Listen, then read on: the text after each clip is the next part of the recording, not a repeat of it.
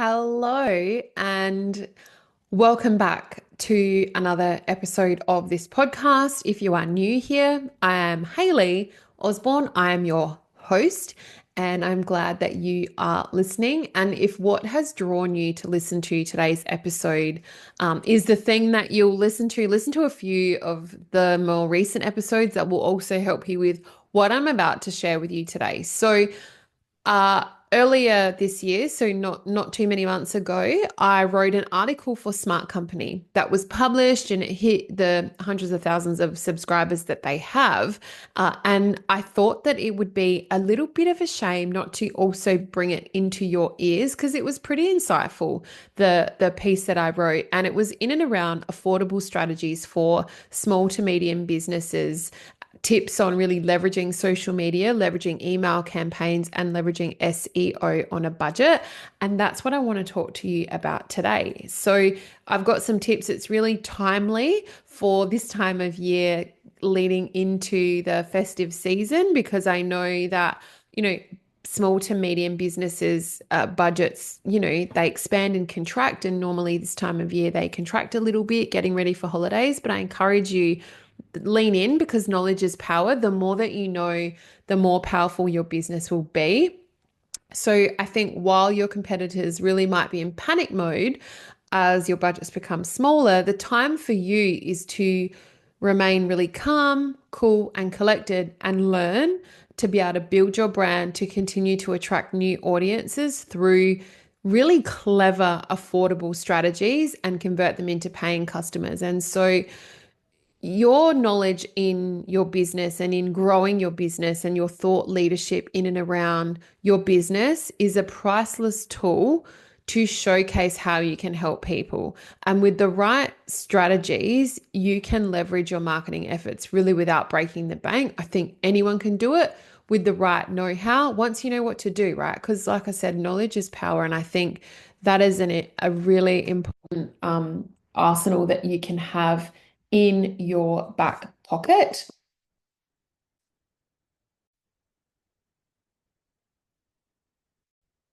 So, firstly, let's talk about social media and specifically how you can leverage the billion plus monthly active users across all social media platforms. And I think that it's not a matter of if or yes or no doing social media. It's a matter of how well you do it because you should be using social media.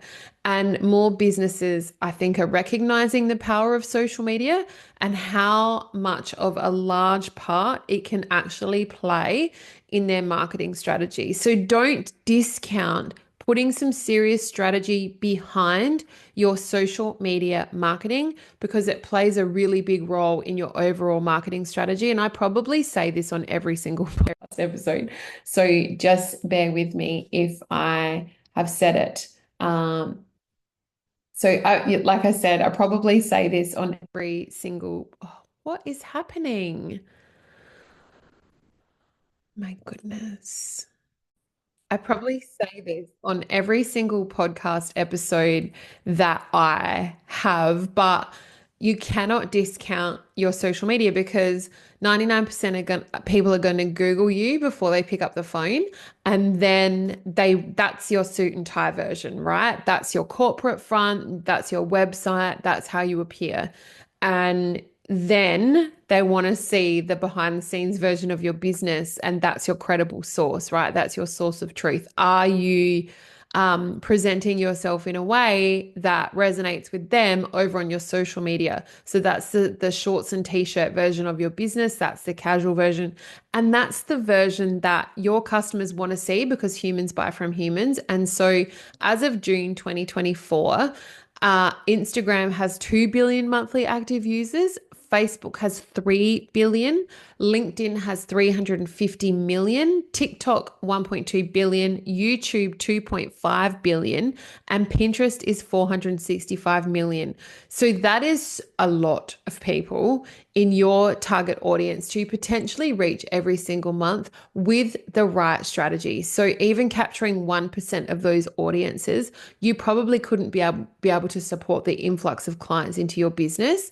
But with those stats in mind, I'm sure that you're like, oh my God, because I mean, we all know that it's a lot, right?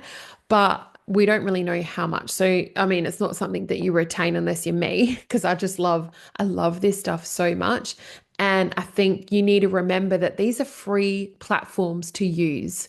Okay. So if you are using them correctly and using them to your advantage, like with the stats that I just said, don't you think that is 100% worth pouring some time and effort into upskilling and educating yourself in and around how to use them to benefit your business? So making the most of your social media, circling back to on a budget, which is what this episode is about, you can use tips like, picking the platforms for you. So don't try and be everything to everyone. Focus on the platforms that are relevant to your target audience. So you want to do them all? Fine. I can understand and imagine some of you saying, but I want to be everywhere. Well, I would encourage you to pick one, do it well, then set a time frame. Okay, I'm going to master this, and then in 6 months' time, I'm going to extend to the next social media platform. And then in 6 months' time, I'm going to extend to that one and develop a system and a process in and around how you do that. And then it becomes a lot easier rather than doing everything all at the same time. And then the second one would be to create content to educate, inspire, and entertain. So, like I said before, humans buy from humans no matter the size of the business. Okay, we buy from humans and we buy from the stories that we create. And utilize the third thing I want to say is utilize all mediums. So make sure you're sharing a mix of content types like images, videos, infographics. I know I see a lot of people not using these recently, and that's a really good one to have as a carousel structured post where you have a lot of images and people flick through. Articles, that's another great one where you write a really great teaser and then the rest of the article is on your blog, right? Which then gets hits to your website. And so by using a mix, it will keep your audience engaged as well as leveraging what the platforms want you to use. So these social media platforms design all of these things because they want you to use them. And so the more that you use them, the more little street cred you have in your back pocket to be able to instigate those little robots in the back end to go, this content is relevant. This particular account is using everything that we've given them to use. So therefore we'll push it out a little bit more organically.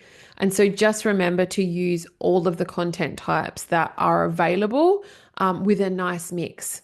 Okay. And then that keeps your audience engaged as well, because there's nothing like having a boring social media account because, that creates a lot of bye and no one really clicks on that. So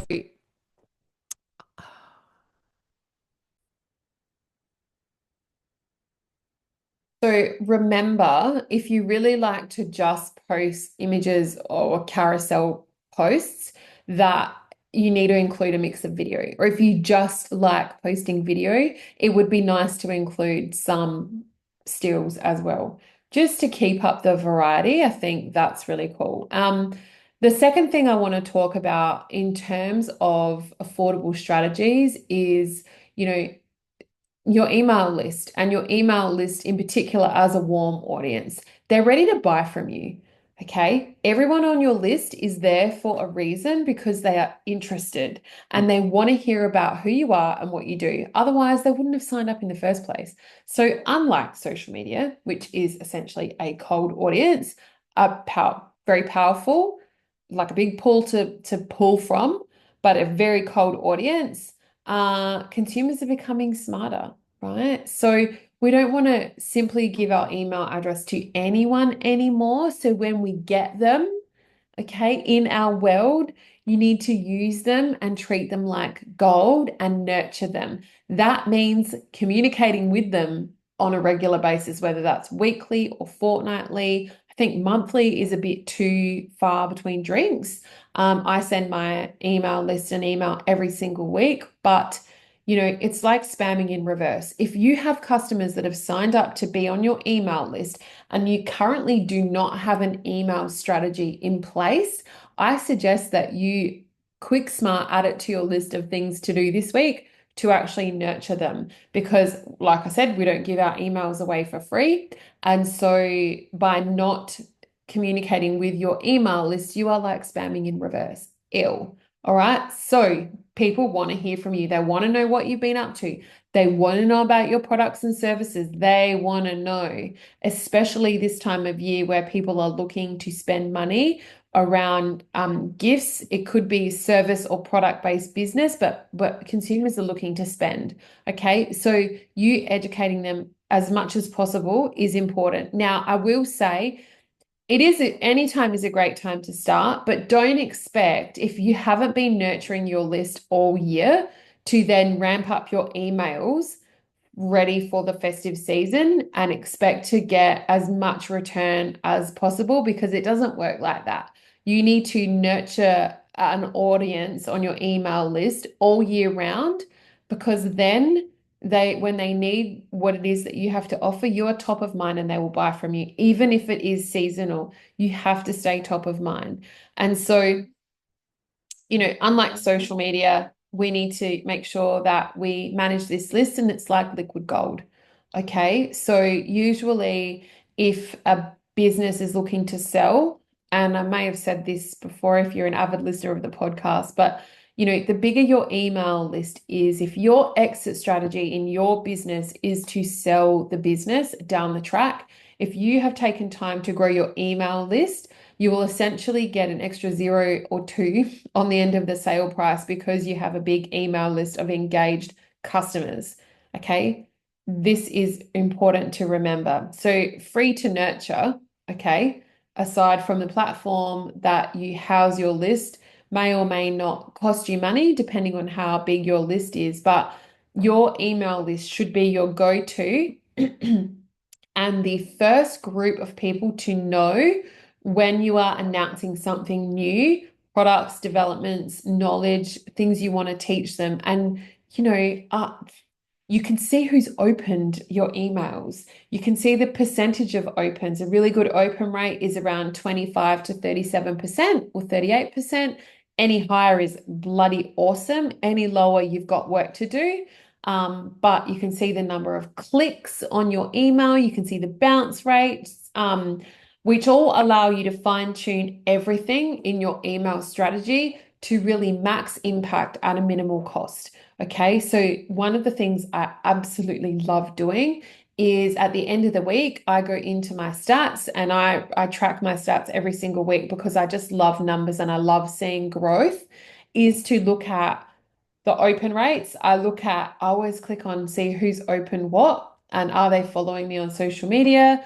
How many people have clicked through? How many people have clicked over to listen to the podcast? And I find it really interesting how many people have unsubscribed. Oh, that's just the best. I love looking at all of that stuff, and it's pleasantly surprising. Honestly, it starts just light me up. What can I say? And I think that when you are looking at your email strategy, if we're talking strategic things, your email should be a small story to start with about you, what's been happening inside your business, as well as a marrying of a strategic call to action to purchase a product or a service or listen. If you have a podcast, I always talk about what's happening in the podcast this week to encourage people to go and listen, because I think it's important. I always deliver exceptional value, and it's one of my highest values, being education to my audience to continue to upskill you. And so I include that in my email list every single week, and a story at the beginning so that you know what's been happening in my life. I think it's lovely. And like I said, humans buy from humans. And so I think if you have a strategy to continue to build and leverage your email list by crafting specific messages and stories, you can consistently promote all year round what it is that you sell without the need for expensive advertising campaigns. Okay. Without the need of always running Google ads, Facebook ads, I don't know if you do any guerrilla marketing, but even printing of collateral like flyers and things like that that are probably going to end up in the bin.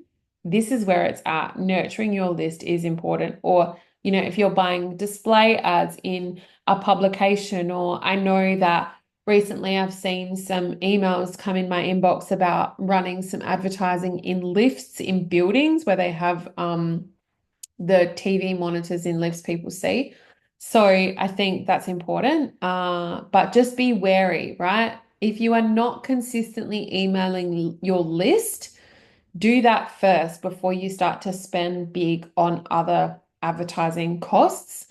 Now the third thing, so I want to talk about socials, I want to talk about email. The third thing I want to talk about to be able to help you create affordable strategies if you are a small to medium business is SEO.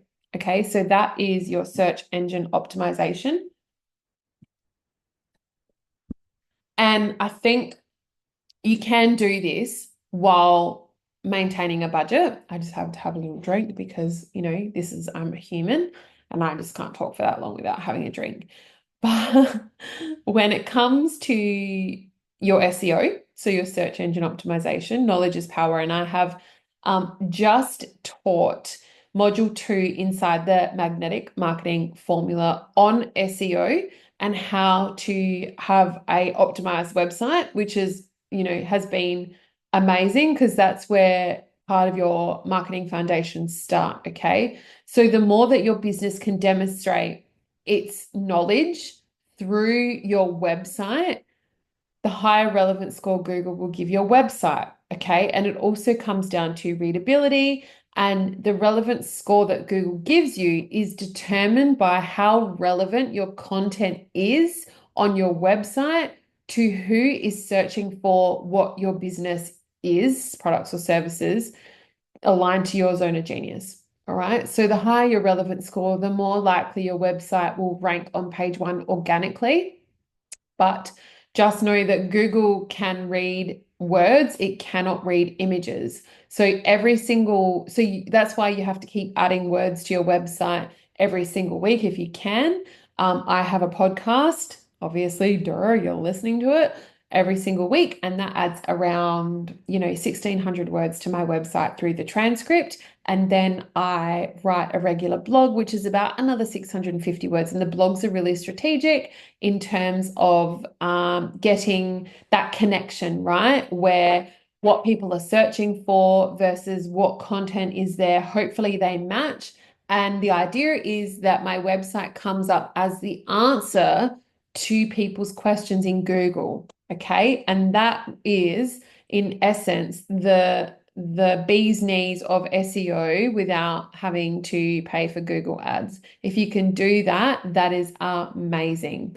Okay, so the higher the relevance score that Google will give you, the more likely that your website will appear on page 1. So a few more tips, like I said, write a blog, write a weekly blog, creating high quality, helpful content, answering some of those common questions people have. And if you're struggling for ideas on what to write in your blog, you can always piggyback off of your frequently asked questions.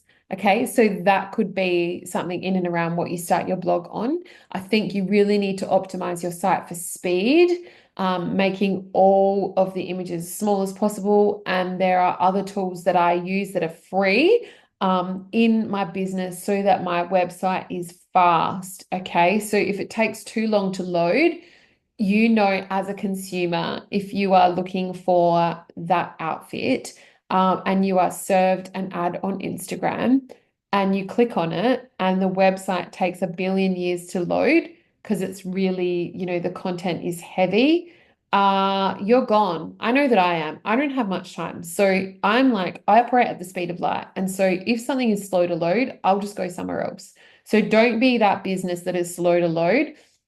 And there's lots of different tools that you can use and strategies that you can build through your website that are free to make it faster. Okay, make sure that you also do your keyword research. So we go through all of this inside my membership, Superhero Marketing, as well. And if you are interested, the waitlist is there for you to add your name to. Otherwise, if you have other questions, just like send me an email or just DM me in my social media. I love connecting with people that are listening to the podcast. So just come in and ask me and I will gladly help. But do your research, okay? Do your keyword research. Again, we've gone through how to do your keyword research in the magnetic marketing formula. We're going through the weeks now. It's so awesome. And I know that those that have joined this course are having some really big light bulb moments and are getting some good results, which I'm so proud of. And like I said before, make sure that you know that Google can't read images. So if your website is really image heavy, have a little think about shrinking them down and making sure that your titles of your images are also labeled as keywords. Okay. So the more relevant text your website has, the better. So there's lots of different ways that you can do that. These are some of the tips. There's other things that I use as well, which I can take you through if you want to sit down with me for a chat. And I think over all in all, like knowledge is power. So if you have to invest a little bit on building your knowledge, to be able to do some of these things yourself to create affordable strategies for growth, I think that is definitely money well spent because no one can ever take that knowledge away from you. And you want to be able to retain all of your customers and ideal clients are going to turn into customers within your own asset. Okay. So, yes, I just spoke about social media, but your own asset is your email list and your own asset is your website. Okay. And I do think that when these things are used strategically, and consistently, you can achieve massive results across your socials, your emails, and your SEO. And it can really help your small business to grow that know, like, trust factor. It's not an overnight thing. Someone actually landed in my messages the other day and they said they just want to know how they can sit on their couch and make money while they stay at home. And I'm like, I pretty much said, I'm not that person for you because I think you have to do all the things. There is no quick way to win. And if someone promises you the world, it is likely bullshit. Okay. There is no way to set path to be able to make 5 figures a month. Okay, or 6 figures a month, whatever that looks like. There is not. You have to do all the things. And so I'm that person that can teach you all the things.